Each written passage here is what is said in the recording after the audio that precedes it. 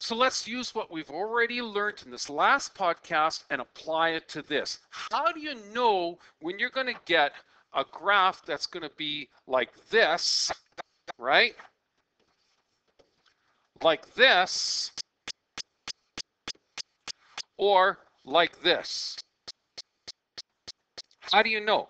It's all based on the asymptotes. This will be 2 asymptotes. This will be 1 asymptote. This will be no asymptotes. Let's do it. Here's 3 beautiful questions to go figure out. And every one of these is going to be a sketch, starting with this one here. First things first, remember, y equals to a x minus p squared plus q. This has a vertex of minus 2 comma 0. Oh my goodness, minus 2 comma 0 is minus 1 minus 2 comma 0. It's got to be right there. There's your vertex, which means this guy's got to be opening up. No ifs, ands, or buts. That's the way it's going to be. So obviously, this is only going to have 1 asymptote. And if you look at it, the asymptote, of course, has to be right through the non-permissible value. The non-permissible value in this case, right, is when this 4x plus 2 squared cannot equal to 0. Divide this by 4 and look, it's still x plus 2 squared equals to 0. Square root this is still x plus 2 equals to 0. So look, x equals to minus 2, which was the vertex, which we figured out the vertex to be right off the bat here, based on this beautiful equation that we got from Unit 3. See where I'm going with this? Awesome. Now, how do we graph this? Well, look, there's your invariant points at y equals to 1. This is going to be up here going up this way. This is going to be up here going up this way. Why? Well, because there's nothing that exists down here. So you got no graph down there. It has to look like this. Okay, so here we go. Next one.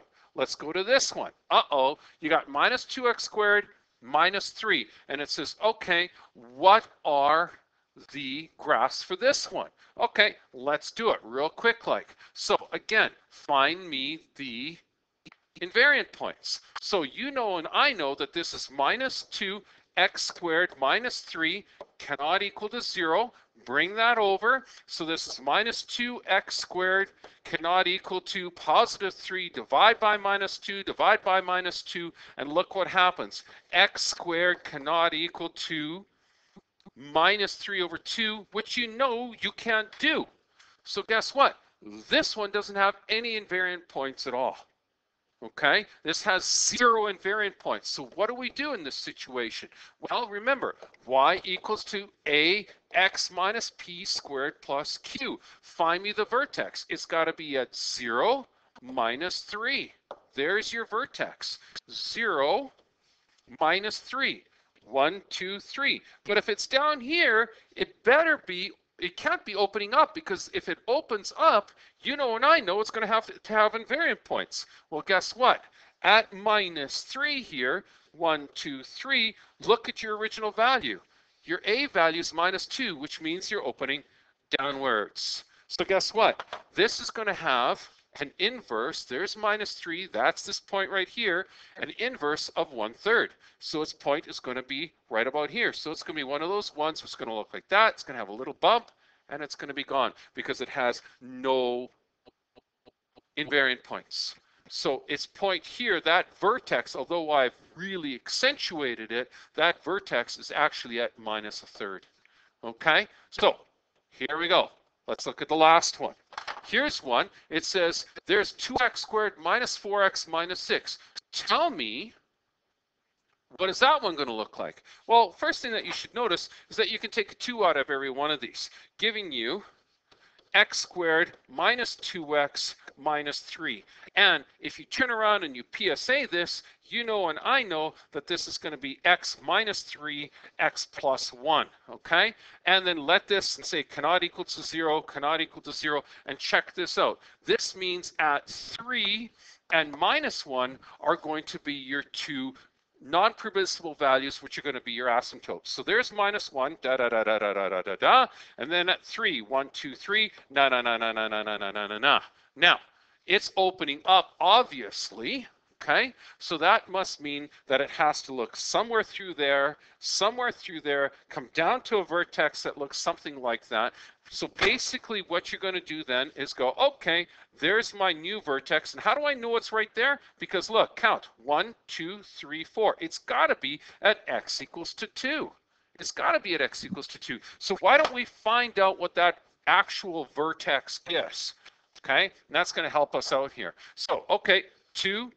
The x value is 2 squared minus 4 times 2 minus 6. So 2 squared is 4 times 2 is 8. That's going to be minus 8 minus 6. That cancels. Answer is minus 6. Minus 6. 1, 2, 3, 4, 5. Oh, didn't go low enough. Okay, here we go. At minus 6 right there. So that must mean that if this is at minus 6, the inverse has got to be 1/6. So this is going to be right about there. They're going to have this coming down looking like that. That's going to come down looking like this. This is, of course, going to go through there. And this one's going to, of course, go through there. And everything's happy. So you got all 3 of these graphs done really, really quickly like that. Now, the only thing that I didn't do is we didn't talk about the domain and range. Okay, invariant points, you can see them. They're right there and right there. We can figure that out a little later. But the domain and range for this, think about this. The domain for this one is easy because x equals to r. X is an element of r, but non-permissible values. X cannot equal to minus 2. Done. Range then looks like everything is above the y-axis. So y has got to be greater than 0. Can't be equal to 0. Now, looking at this one. Dun, dun, dun, dun, dun, dun. Okay, so you've got a bump here. Think about this. This is now, look, that has got to be, it's going to come close to 0, but not touch it. Okay, and then this one over here is going to go to 3rd. So domain, well, doesn't have any non-permissible values, so the domain could be anything. Your range here then has got to be y, it's got to be between, think about it, it's got to be between 0, which is this, and your new vertex, negative 1/3. It's got to be between them. Boom, boom. Okay, look at this range and domain. That one's easy to figure out as well because I already figured out the vertex here to be negative 1/6. So look, you've got a non-permissible value here at negative 1 and you got a non-permissible value here at 2. You figured that out a long time ago. So here we go. Your domain, of course, is x is an element of r, but your x cannot equal to negative 1 and is it negative 1? And, oh, that looks like 3, it looks like. Oops, it's supposed to be 3. And 3. Okay, so can't be negative 1 and 3. So the other thing that's kind of interesting here is this, okay? Your range then has to be y in this section has to be above 0. And that's where x is that way and that way. So x has to be less than negative 1 and x has to be greater than 3. But now when you're between them, so when x is between negative 1 and 3, okay, your y has to be less than your vertex, minus 1/6. And that's how you do that. And I think that's the last podcast for this unit.